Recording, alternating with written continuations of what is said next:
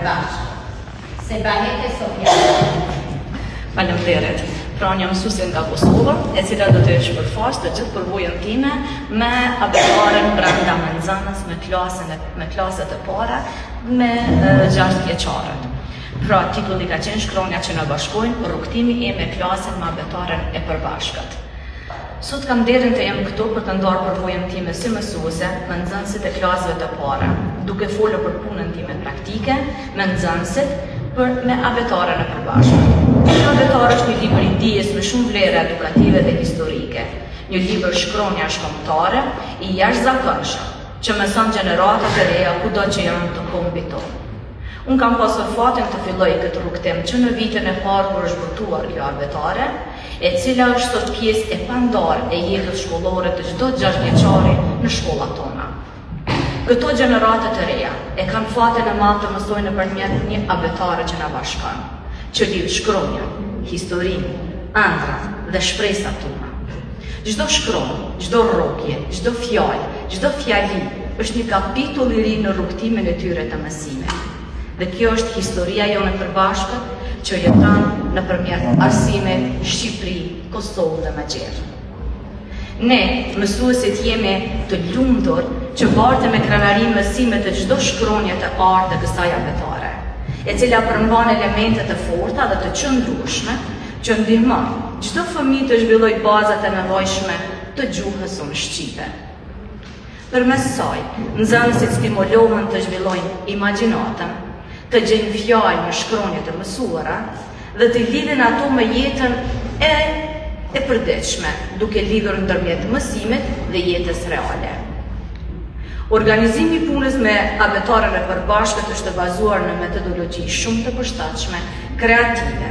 Nxënësit zhvillojnë shkallësitë dhe aftësitë e shkrimleximit me metoda të ndryshme që bëjnë mësimin interesant, duke përfshirë aktivitete interaktive, lojra edukative, projekte të ndryshme, të ndërlidhur me shkronjat e mësuara, të ndërlidhura me festat kombëtare, shtetërore, gjuhët, heronjat, gjuhën tonë, heronjat, Nënën Terezë, me qytete emra zhvendesh tona turistike nga Kosova, Shqipëria dhe trojet e tjera. Pra, në këtë abetare fëmijët mësojnë edhe shkencë, edhe dashurinë për familjen, për mjedisin, po ashtu duke fuqizuar edhe me tej ndërtimin e emrave shqip brenda fjalëve dhe fjalive, gjë që jep edhe më shumë vlerë abetares tonë kombëtare.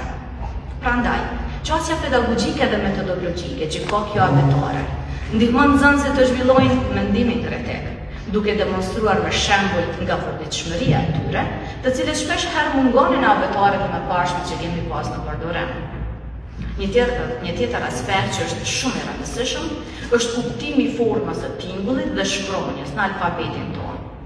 Kjo e bën shumë më të lehtë për nxënësit të kuptojnë strukturën e gjuhës dhe të ndërtojnë baza të forta për mësimin e gjuhës së shkruar dhe të folur. Sepse koncepti abetares së përbashkët mbetet unitet gjuhësor dhe kulturor të fëmijëve, kudo që janë në Kosovë, Shqipëri dhe kudo që jetojnë shqiptarët. Abetarja që kemi sot në duar është një fat i madh për komunitetin e mësimdhënësve, kudo që janë, sepse e lehtëson punën tonë si mësues, duke bërë mësimdhënien shumë më atraktive dhe procesin e të nxënit më të kapshëm dhe interaktiv tek nxënësit. Nxënësit kanë mundësi të mësojnë përmes metodave të ndryshme, duke përdorur librin e zakonshëm abetare, abetare pune dhe kemi në dispozicion abetare digjitale, që është një mjet shumë interaktiv që na ofron kjo abetare, sepse përmbajtja e saj është tërheqëse, e kuptueshme dhe përshtatshme për çdo nevojë të fëmijëve. Te abetarja digjitale është një mjet modern dhe interaktiv për mësimdhënie efektive, sepse përmban elemente të ndryshme. Kemi para abetaren, shkronjat, abetaren. Po ashtu kemi pas abetaren, teste të ndryshme dhe materiale për mësimdhënës. Dhe kjo platformë e lehtëson mësimin, më tërheqëse bën brenda klasës që ne e bëjmë ne vetë mësuesët. Abetarja digjitale është një mjet që përshtat nevojat e çdo nxënësi, duke bërë mësimin më argëtues, më të kënaqshëm për të gjithë nxënësit, po ashtu kontribon drejt për drejt në integrimin e teknologjisë, duke